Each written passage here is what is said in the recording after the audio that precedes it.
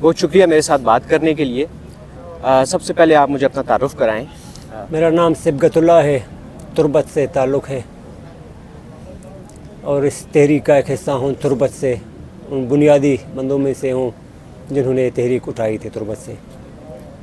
آپ شروع سے تربت میں رہے ہیں ہمیشہ سے؟ جی ہاں, بنیادی تعلق تربت سے, لیکن فیملی وغیرہ بچے کوئٹہ میں شفٹ ہیں, اور تربت میں ہوتا ہوں. آپ کام کاج کیا کرتے تھے پہلے؟ آپ کام کیا کرتے تھے زندگی میں؟ میں اصل میں مختلف اداروں میں رہا ہوں, آرگنائزیشن میں رہا ہوں, آغا خان یونیورسٹی میں رہا ہوں, تو مختلف پروجیکٹس یو ایس ایڈ کے ان میں رہا ہوں. ڈیولپمنٹ ورکس وغیرہ اس طرح؟ جی ہاں, مینجمنٹ سیکٹر میں, ایڈمنسٹریشن سیکٹر میں بطور ایڈمن ذمہ داریاں رہی ہیں, بطور پروجیکٹ کوآرڈینیٹر مختلف پروجیکٹ میں ذمہ داریاں رہی ہیں. اور تعلیم آپ نے کہاں سے حاصل کی؟ وہیں کوئٹہ سے حاصل کی ہے, ماسٹر کیا ہے پولیٹیکل سائنس میں. جی ہاں. یہ کون سے ایئر میں آپ نے کیا تھا؟ یہ تقریباً کوئی 2008 شاید تھا یا کہ 9. ماسٹرس کیا تھا, اس کے بعد آپ یہ جابز وغیرہ کرتے رہے؟ جی ہاں. تو اس تحریک کا حصہ آپ کب بنے؟ یہ جو ویسے تو ہم سوشل ورکر ہیں, کوئٹہ تربت میں ایکٹیویٹیز مختلف ہماری ہوتی رہتی ہیں گزشتہ ایک عرصے سے, لیکن یہ جو ابھی تحریک اٹھی تھی یہ 22 نومبر سے اٹھی تھی. یہ جو بھی ریسنٹلی یہ تحریک جو 22 نومبر 23؟ جی ہاں, 22 نومبر 2023. یہ اصل میں ایک واقعہ ہوا تھا وہاں پہ 21 نومبر 2023 کو. یہ ایک بچے کو اٹھایا تھا بالاچ, یہ اکتوبر 29 2023 کو اٹھایا تھا انہیں گھر سے رات 1 بجے. پھر انہیں 20 نومبر 2023 کو انہیں ایف آئی آر کر کے سی ٹی ڈی والے 21 نومبر کو عدالت میں لے آئے تھے 2023 کی.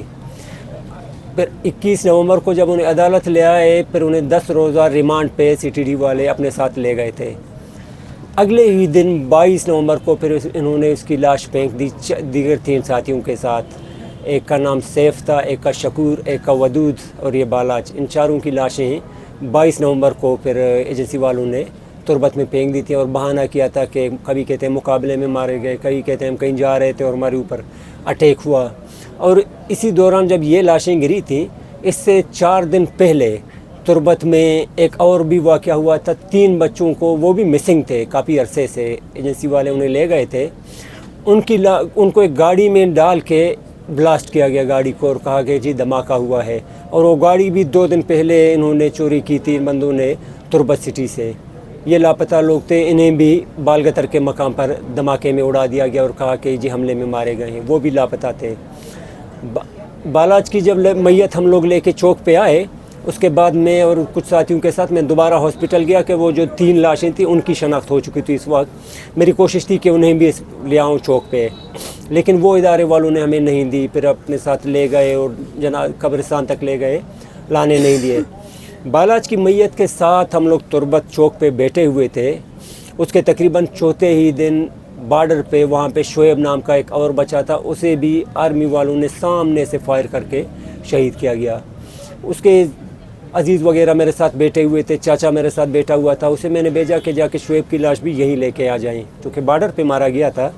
اس کا چاچا وہاں گیا تو وہ کہہ رہے تھے کہ اس کی لاش آرمی والے یہاں پہ بالکل لانے ہی نہیں دے رہے ہیں, اور ان کی لاش پھر انہوں نے وہی منگ پہ ہی تدفین کی تھی. پھر اس کے فیملی وغیرہ آئے تھے تربت میں. ہم لوگ تقریباً کوئی 2 ہفتے وہیں بالاچ کی میت کو لے کے تربت چوک پہ ہی بیٹھے رہے. اس کے بعد اس کی تدفین کی. تدفین کے بعد ہمارا یہ خیال تھا کہ یہ چونکہ ایک چھوٹا سا واقعہ تو نہیں ہے اور ایک دن کا تو نہیں ہے, 1 ہفتے کے اندر 8-8 10-10 لوگ مارے جاتے ہیں, یہ اس تحریک کو تھوڑا آگے جانا چاہیے. پھر ہم نے لوگوں کو تھوڑا سا موٹیویٹ کیا, ادھر ادھر اویئرنیس. پھر ہم نے یہ تحریک شروع کی تربت سے. تربت سے ہم وایا ہوشاب آئے تھے پنجگور, پھر پنجگور کے بعد ہم آئے تھے کوئٹہ, کوئٹہ کے بعد پھر ڈی آئی خان اسماعیل خان, پھر یہاں اسلام آباد آئے. اسلام آباد میں تو خیر جو کچھ یہاں ہمارے میزبانی ہوئی وہ تو سب نے دیکھا. ہمارے بچوں کو مارا, ہماری بوڑھی خواتین کو, بہنوں کو روڈوں پہ گھسیٹا. یہاں جو ہوا تو ہوا, یہاں پہ ہمارے نوجوان لڑکوں پہ آنسو گیس شیلنگ ہوئی, انہیں مارا پیٹا گیا, انہیں بے ہوش کیا گیا, ان پہ ڈنڈے برسے بھائیوں کو.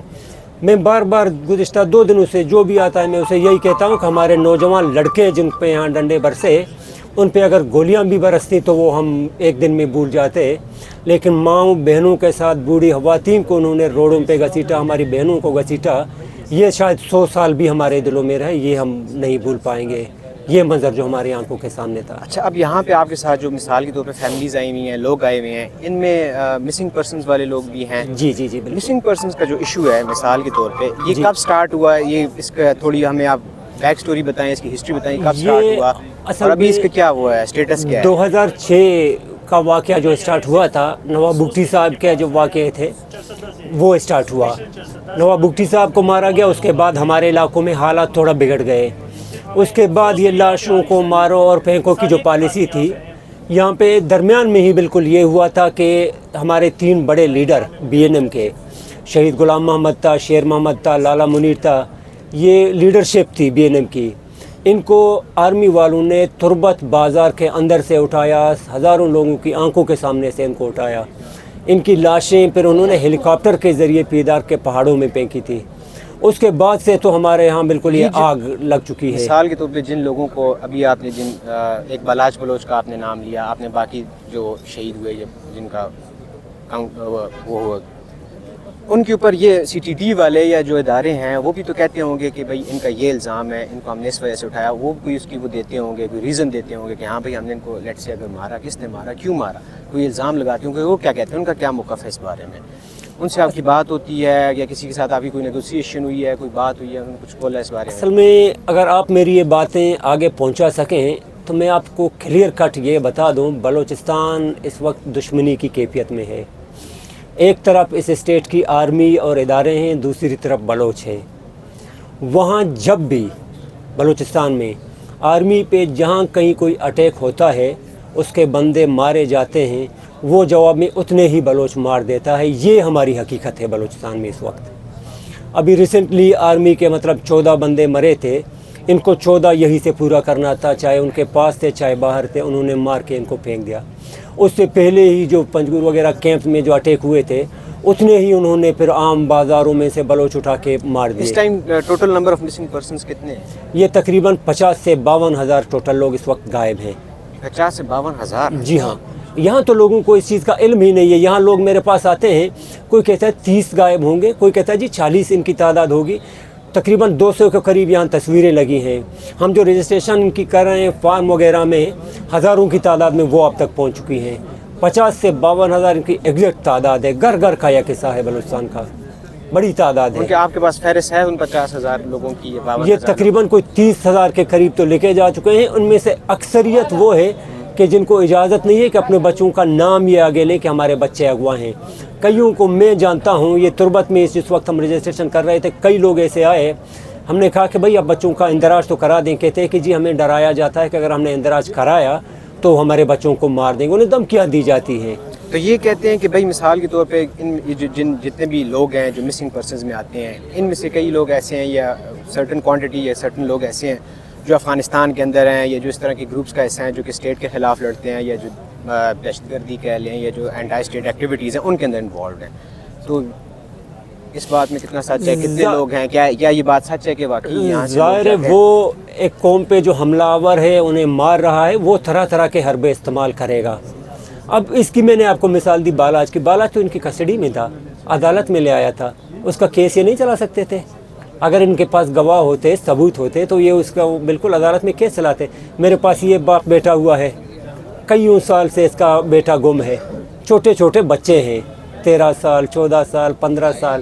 یہ کر کیا سکتے؟ دنیا میں کہیں پہ کوئی ایسا قانون ہے کہ 13-14 سال کے بچے پہ کوئی کیس لگے؟ دنیا میں قانون ہے. ہمارے پاس تو یہاں پہ 18 سال سے کم عمر کا شناختی کارڈ نہیں بنتا ہے. ان کو بھی یہ لوگ مجرم ٹھہراتے ہیں. وہ تو ظاہر ایک دشمنی کی کیفیت ہے. یہاں سے مارے جاتے ہیں، وہاں پہ وہ جواب میں مار دیتے ہیں کہ جی ہم نے دہشت گرد مارا ہے، ہمارے اوپر حملہ کیا ہے، میرے لوگوں کو مارا ہے. وہ تو الزام لگائے گا نا. آپ کو کیوں لگتا ہے کہ بھئی جو بلوچستان کے لوگ ہیں، یہ بلوچستان کا جو صوبہ ہے وہ اس کی ہمیشہ ایک فرکشن رہی ہے باقی مین سٹریم صوبوں کے ساتھ، یا مین سٹریم جو کہہ لیں کہ لوگ ہیں یا گورنمنٹ ہے یا انسٹیٹیوشنز ہیں، کیوں فرکشن ہے؟ کیا وجہ ہے؟ کیوں آپ کو ایسا لگتا ہے؟ مطلب کیوں ایسا ہے؟ آپ کو کیا لگتا ہے؟ اصل میں ہمارے ساتھ جو سلوک ہو رہا ہے نا وہ ہمارا ذہن آٹومیٹکلی کلیئر کر رہا ہے نا.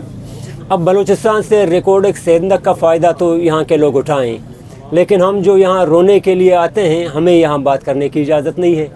ہمارا اسپیکر تک یہ لوگ پرسوں رات کو آئے تھے، گولی بندوقیں رکھ کے اسپیکر ہمارا یہاں سے لے گئے. कल बच्चे दूसरा स्पीकर लाए थे, वो भी पुलिस वाले नहीं छोड़ रहे थे। अब मुझे बात करने की इजाज़त नहीं है, लेकिन मेरा संगमरमर यहाँ आ सकता है। मुझे यहाँ पे बात करने की इजाज़त नहीं है, लेकिन मेरा गैस यहाँ पे आ सकता है। घर घर पहुँचा है, सुई से गैस यहाँ पहुँचता है, सुई के बाज़ार के अंदर गैस नहीं है। तो ज़ाहिर है ये तो मेरे जहन में थोड़ा बहुत ये चीज़ें बैठेंगी ना, कि मेरे ऊपर ये जुल्म हो रहा है, मेरे ऊपर ये बिल्कुल ये फ़र्क कर रहे हैं, इनके दरमियान और मेरे दरमियान ये फ़र्क कर रहे हैं। लगता है कि बलूचिस्तान का जो ट्राइबल कल्चर है, मिसाल के तौर पर फॉर एग्जांपल, वो भी बलूचिस्तान के जो प्रॉब्लम्स हैं, जो इश्यूज़ हैं, जो उसकी पॉलिटिकल इंस्टेबिलिटी है, ये पॉलिटिकल इंटीग्रेशन है मेन स्ट्रीम उसके अंदर, वो एक उसके अंदर एक रुकावट बनता है। आपने बिल्कुल मेरे दिल की सवाल किया और इसका जवाब मैं आपको ये देना चाहता हूँ। यहाँ अमूमन ये माइंडसेट बिठाया जाता है कि बलूचिस्तान का जो कबायली सिस्टम है वो बिगाड़ की जड़ है। मैं आपको ये बता दूं कि बलूचिस्तान का जो कबायली सिस्टम है वो बेहतरीन सिस्टम है, उसे हम लोग पसंद करते हैं। ये खामखा यहाँ का जो ये सरकारी सिस्टम है, थानेदारी सिस्टम है ना, यहाँ से हमारा कबायली सिस्टम बहुत आगे है, बहुत बेहतर है। वहाँ अगर कोई फ़ैसले हो ना, फ़ैसले 2 घंटों में हम लोग कर देते हैं। बड़े बड़े कत्लों के फ़ैसले 2 घंटों में हो जाते हैं। हम गुनाहगार को सज़ा भी देते हैं।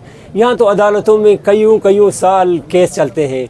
ये अपना माइंडसेट आगे बढ़ाने के लिए कहते हैं कि वहाँ जी सरदार ने सब कुछ गलत किया है, वहाँ का जो मोतबर है उसने सब कुछ गलत किया है। हो सकता है 2-3 सरदार तो है गवर्नमेंट के अपने साथ हैं, लेकिन बाकी जो वहाँ के सरदार नवाब हैं उनके वहाँ के लोग खुश हैं।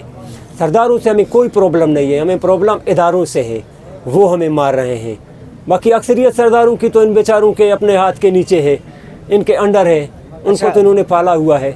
अब मिसाल के तौर पे जो वहाँ पे मिलिटेंट ग्रुप्स हैं लेट्स से, जो बलूचिस्तान के अंदर ऑपरेट करते हैं, या जो वहाँ पे एक खाना जंगी चलती है, वो आपको नहीं लगता कि उनकी जो स्ट्रगल है मिसाल के तौर पे वो स्टेट के साथ फाइट करते हैं, ऑब्वियस सी बात है, तो उनकी जो एक आर्म स्ट्रगल है वो आपके कॉज को, जो कि मिसिंग पर्सनस का कॉज है या राइट्स का कॉज है या जितने भी आपके जो भी बेसिक डिमांड्स हैं, वो उसको हर्ट करता है, उसका नुकसान पहुंचता है। कि आपका जो एक पीसफुल एक तरीका है जिसके तहत आप अपने हक हासिल करना चाहते हैं, आपको नहीं लगता कि वो जो मिलिटेंट स्ट्रगल है वो इसको हर्ट करती है, इसको नुकसान पहुंचाती है? असल में देखिए जी, 2 अलग अलग माइंडसेट है ना। हमारे जो लोग इस वक्त यहाँ आए हैं वो सियासी लोग हैं, जिंदाबाद मुर्दाबाद वाले। वो जो वहाँ लड़ रहे हैं वो बंदूकों के साथ लड़ रहे हैं, उनका एक अलग प्लेटफार्म है, एक अलग सिस्टम है। हमारा बिल्कुल ही अलग सिस्टम है। मुसीबत ये है कि हम भी यहाँ आए, तस्वीरें उठा के आए, लेकिन इनको हमारी ये तस्वीरें भी कलाशनकोप लगी, हमारी ये तस्वीरें भी इनको बंदूकें लगी। इनका ख्याल ये है कि हम सारे जो वहाँ बैठे हुए सारे मुजरिम हैं। ऐसा नहीं है। वो मैंने आपको जैसे पहले बताया, वहाँ एक जंग की कैफियत है।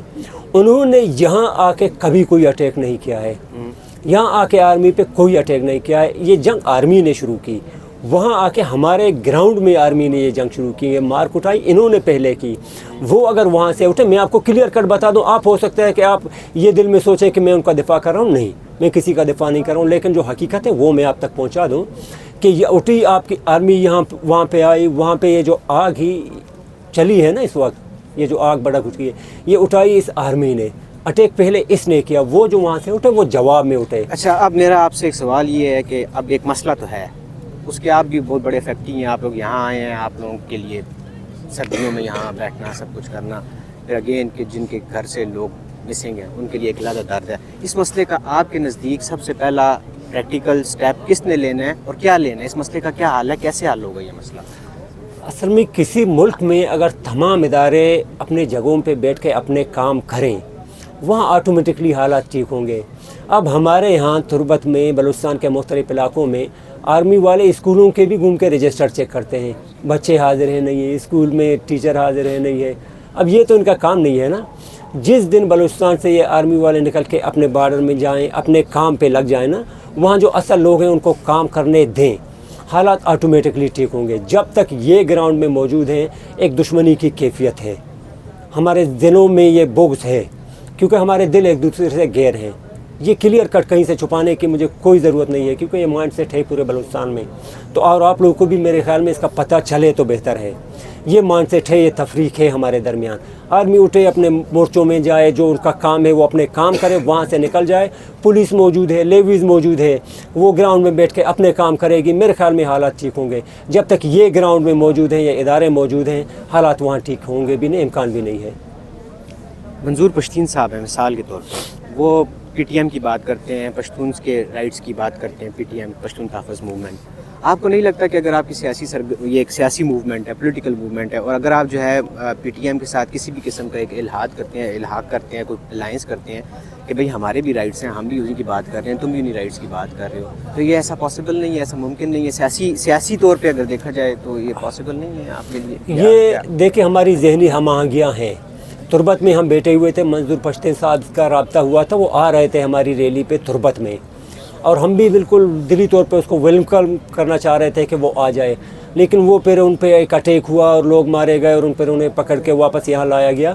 یہ تو ہماری خواہش ہے کیونکہ وہ بھی مظلوم ہے, مظلوم کے لیے آواز اٹھائے. پولیٹیکل پارٹیز کی طرف سے ابھی تک آپ کو کوئی سپورٹ ملی کہ کوئی آیا, کسی نے کہا وہاں تمہاری بات ٹھیک ہے, ہم تمہارے ساتھ ہیں؟ مختلف سیاسی پارٹیوں کے کارکنان آتے ہیں, لیکن کوئی بڑے لیول کا ایسا کوئی اب تک یہاں آیا نہیں ہے کہ جو ہماری بات آگے پہنچا سکے. آخری بات, پاکستان کے جو لوگ دیکھیں گے آپ کے اس انٹرویو کو, آپ ان کو کیا کہنا چاہیں گے؟ بس یہی میں کہنا چاہوں گا کہ جہاں کہیں کوئی بندہ کسی دوسرے کے کام میں ہاتھ ڈالے گا تو حالات بگڑیں گے. لوگ اپنے لیے خود جد و جہد کریں, شور مچائیں, آواز اٹھائیں. جب تک خاموش بیٹھیں گے تو ہمارے اوپر یہ ڈنڈے برستے رہیں گے, گولیاں برستے رہیں گے. آواز اٹھانی بہرحال چاہیے, خاموش بیٹھنا گناہ ہے ایسے حالات میں. بہت شکریہ میرے ساتھ بات کرنے کے لیے. ٹھیک ہے جناب.